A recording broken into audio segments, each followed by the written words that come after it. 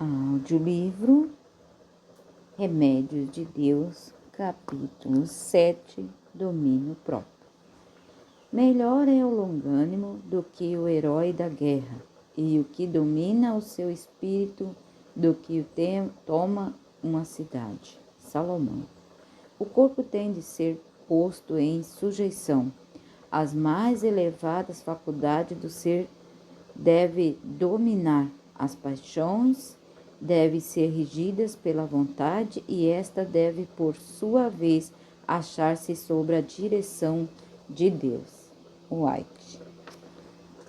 Em termos de estilo de vida, entende-se que por compulsão, a dificuldade que uma pessoa tem de exercer controle sobre um vício ou um hábito.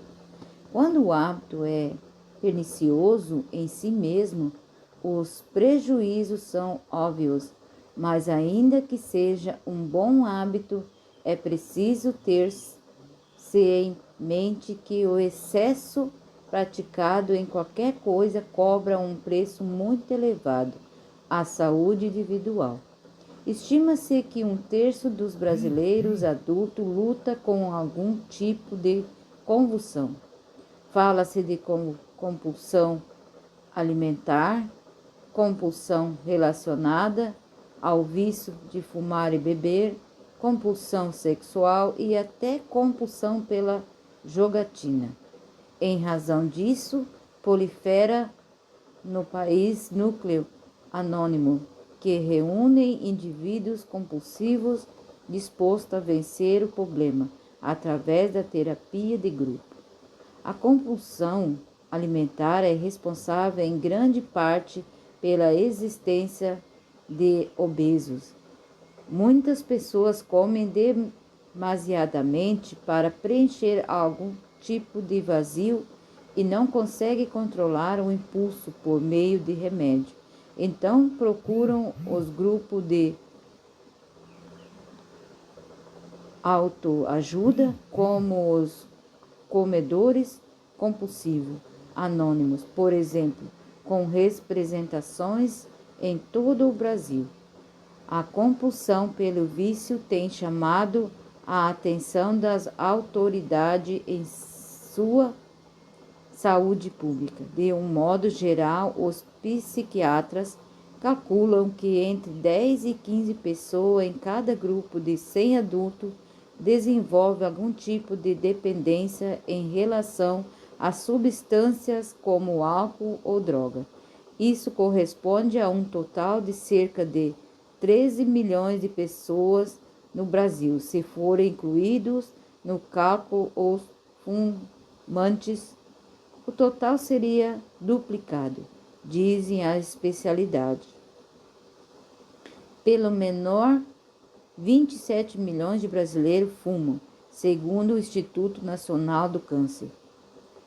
Desse total, 70% deseja abandonar o vício. Explicação científica. Os cientistas têm procurado explicar o mecanismo da compulsão. Para eles, a raiz do problema é mais biológica do que social. Através de seus pesquisas, eles tentam explicar por que determinadas substâncias possibilitam momentos tão intensos e fugazes de felicidade artificial. Semelhantemente, também procuram explicar a razão pela qual algumas pessoas caem com mais facilidade nas armadilhas do alcoolismo, do fumo e da cocaína ou outras drogas, enquanto outras pessoas não têm grandes dificuldade de se livrar delas. Tudo estaria relacionado, segundo os pesquisadores, com a química cerebral, mais precisamente com a produção de uma substância chamada dopamina, responsável por todas as formas de compulsão, da mesma forma que acontece com a serotonina, cuja falta é associada a sensações de tristeza e abatimento. A dopamina é a molécula produzida no cérebro para transmitir a sensação de prazer. Essa substância é liberada em resposta a estímulos externos. Pesquisas indicam que pessoas cujas células cerebrais têm alguma deficiência no uso de dopamina são mais propensas ao vício ou à compulsão. Nesse caso, são levadas à busca externamente a atividades ligadas ao prazer como forma de compensação de insuficiência do corpo. Colheita negativa. Explicações científicas à parte, uma coisa é certa: a compulsão descontrolada é responsável por muitos males físicos, morais e sociais, e até pelo fim prematuro da vida de milhares de pessoas. A história registra uma vítima ilustre da compulsão pelo vício, seu nome Alexandre Magno, o grande conquistador grego. Seu nome era símbolo de temor aos outros, governante de seu tempo. Todas as nações rendiam-lhe a obediência como alguém que fora designado pelo Todo-Poderoso para ser seu monarca. Alexandre conseguiu ver realizado o sonho de uma dominação universal, que se estendia do Adriático às montanhas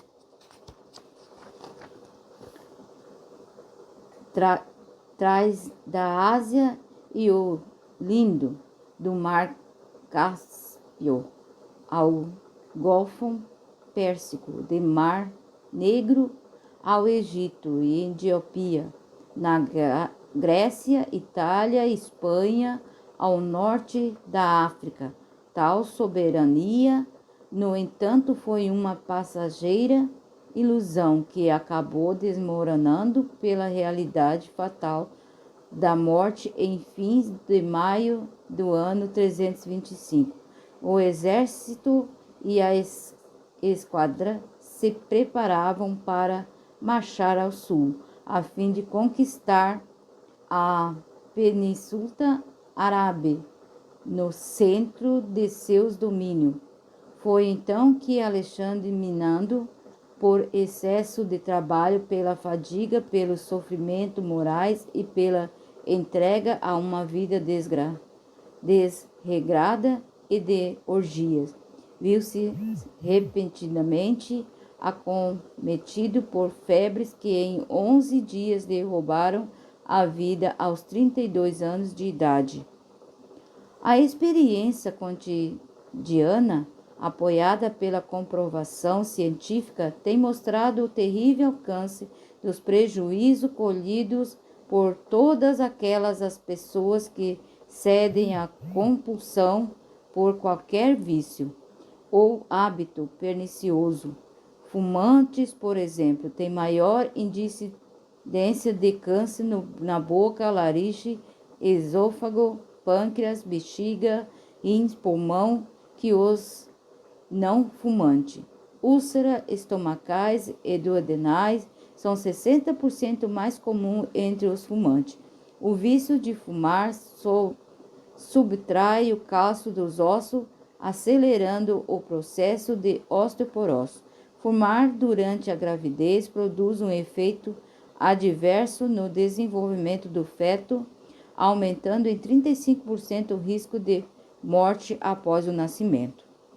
Mais de 80% dos casos de câncer de pulmão e 50% dos cânceres de bexiga poderiam ser prevenidos se as pessoas simplesmente exercitassem o domínio próprio e deixassem de fumar. Fumantes que abandonam o vício começam a recuperar a saúde quase que imediatamente. À medida que a nicotina e o monóxido de carbono são eliminados do corpo, o risco de doenças cardíacas diminui drasticamente, embora o risco de câncer diminua mais devagar.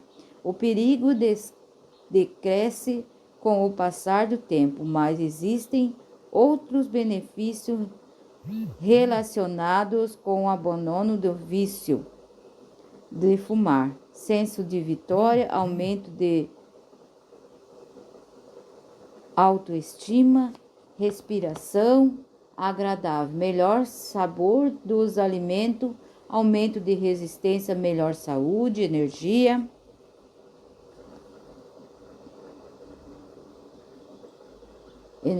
sentimento de bem-estar e liberdade de um hábito custoso, impopular e inconveniente, além de mais oportunidade de trabalho. O hábito de ingerir bebidas alcoólicas também cobra um elevado preço à saúde pessoal. De acordo com o Dr. Alan, diretor mundial de saúde da Igreja Adventista, o álcool promove o aumento da pressão sanguínea e tóxico para os músculos do coração, aumenta o risco de derrame, morte súbita decorrente de arritmia e músculo cardíacos, doenças além de cirrose e câncer. O álcool também reduz os anos de vida do seu usuário e descontrola a vida dos familiares e pessoas próximas. O primeiro efeito de uma taça de vinho ou de um gole de uísque, que é uma sensação de grande prazer e bem-estar, ainda segundo o doutor, o fluxo sanguíneo aumenta, o coração acelera, os reflexos melhoram, mas a sensação dura pouco. Daí algumas doses e euforia passa e vem o efeito sedativo. Não chega sozinho, está acompanhado de dificuldade na fala, problemas de coordenação motora e até de depressão. Tudo isto ocorre porque o álcool não atua em uma região específica do cérebro, mas em toda a massa cinzenta. Ele reduz a ação dos neurotransmissores, as substâncias químicas mensageiras entre os neurônios ou células nervosas. O consumidor para de estado de alegria contagiante para uma tristeza sem fim em questão de minuto. Na opinião do doutor, entre as mais trágicas estatísticas relacionadas com o uso do álcool estão aquelas que mostram os bebês que ficam permanentemente retardados, como herança dos pais alcoólatras. Além de fumo e álcool, outras drogas também escravizam determinadas pessoas. A maconha é uma delas, embora seja tida por alguns como a droga mais leve entre as ilegais. Um relatório da Organização Mundial da Saúde mostrou que o consumidor frequente de muitos anos dificuldade para entender informações complicadas, ou seja, sua capacidade cognitiva fica irremediavelmente afetada. A fumaça de um baseado contém mais substâncias cancerígenas que o do cigarro de nicotina, mesmo sendo de uso menos frequente, pode levar à doença. O principal componente da maconha é o tetrahidrocannabinol, que usurpa a função dos neurotransmissores ligando aos receptores no cérebro, causa falha de memória e atenção, dificuldade de julgamento e aprendizado, e falta de coordenação motora, sob a forma de pó, na verdade, um sal, chamado de cloridrato de cocaína. A cocaína é outra droga cuja utilização se dá por aspiração ou injeção na corrente sanguínea, e nesse caso ela é desenvolvida em água. Quando aspira, chega ao cérebro em menos de 10 segundos, atinge a corrente sanguínea e num espaço de 10 a 15 minutos já está agindo no organismo. Seu efeito dura aproximadamente meia hora. Vicia com apenas 3 a 4 doses. A cocaína provoca efeitos devastadores na circulação sanguínea. Ao provocar a constrição dos vasos, impede que o cérebro seja irrigado uniformemente com danos são inversíveis e com os tempos se agravam. Consumido em larga escala em decenterias desde os anos 80, o estresse, ao atingir o cérebro, interfere no funcionamento dos neurônios que lidam com serotonina. A droga faz com que eles liberem de uma só vez todo o seu estoque de neurotransmissores, mesmo que não haja um impulso nervoso. Liberada em excesso, serotonina pode danificar o terminações de neurônios, fazendo com que as conexões se percam. Isso prejudica a área envolvida em processo complexo como tomada de decisões, julgamento e memória. O café tem uma reputação melhor do que as drogas mencionadas aqui, mas também causa muitos prejuízos à saúde. Como toda droga, o café cria dependência, sendo um estimulante do sistema nervoso central, e a excitação que ele produz é passageira, vindo depois um período de depressão. Essa depressão pede outra dose para que a pessoa volte a seu estado normal.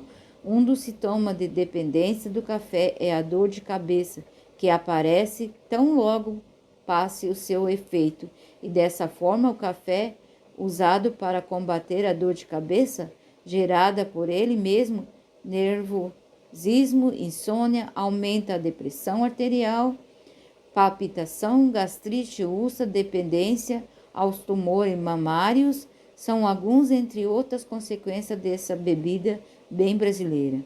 O Dr. Sam, em seu livro Saúde, Novo Estilo de Vida, a página 165, comenta: café não é considerado alimento, mas uma droga farmacologicamente ativa, podendo ser útil em certos casos de distúrbio digestivo e queda de pressão. O seu uso deve ser ocasional e não diário como alimento ou bebida. Todas as drogas mencionadas e muitas outras ilegais, como cocaína, maconha, têm um denominador comum: afeta o sistema nervoso, diminui a produção de beta-endorfinas e pode levar no início, mas na medida, a uma queda. Com isso, diminui também a eficiência do sistema imunológico. Afeta principalmente o linfócito T e B. É desnecessário dizer que não compensa ceder à compulsão para utilizar esses falsos instrumentos de prazeres.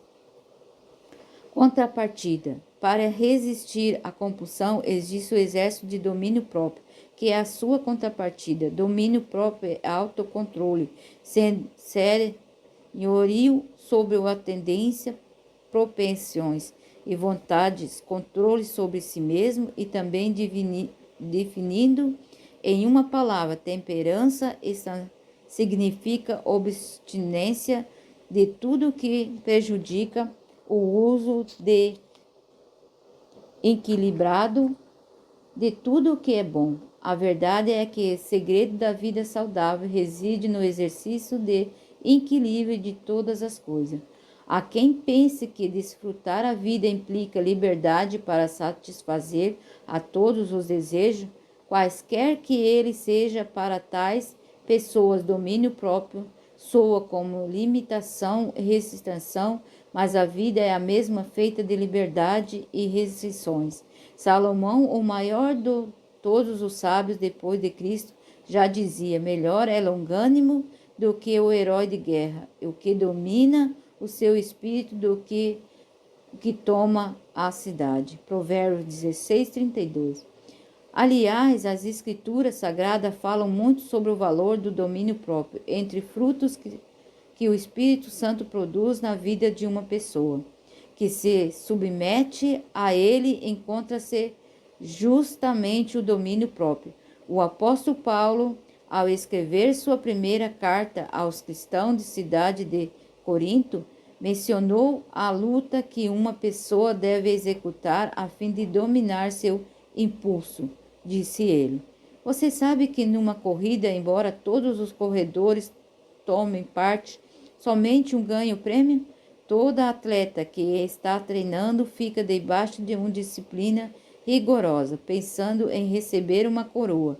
E essa coroa não dura muito, mas nós nos controlamos a fim de ganharmos uma coroa que dura para sempre. Por isso, corro direto para a linha final. Também sou como um lutador de boxe, que não perde nenhum golpe. Castigo o meu corpo como sacos de abrigo e ser completamente controlado. 1 Coríntios 9, 24 a 27. A Bíblia na linguagem de hoje. O apóstolo faz uma aplicação espiritual com base em fatos reais da vida das atletas de seus dias. Esta enfoca tanto a abstenção como a moderação, característica do verdadeiro domínio próprio.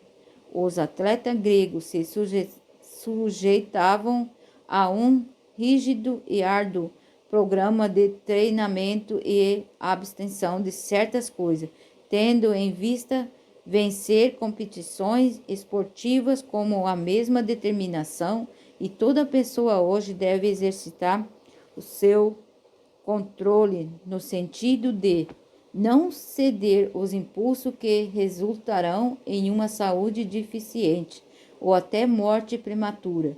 É um engano achar que sem vida equilibrada na saúde e vida de boa qualidade. Já se disse que o autocontrole, o equilíbrio e a temperança constituem os fundamentos de todas as conquistas oficiais, morais, intelectuais e espirituais. Quem não consegue convencer o estômago a usar alimentos simples e com moderação, quem não consegue dizer não à droga, como cigarro, álcool e outras, certamente não conseguirá convencer a mente a aceitar padrões elevados de conduta. Embora o domínio próprio seja visto como uma conquista difícil para quem nunca o teve ou quem o teve perdeu, a verdade é que é possível possuí-lo. Nossa natureza pervertida e destruturada pela existência na pecado nos incapacita a conseguir o domínio sobre nossas compulsões por nós mesmos. Há vítimas que se entregam a grupos anônimos onde pode trocar experiências, ideias e dialogar com outros indivíduos que têm as mesmas dificuldades, dão um passo importante no processo de restauração.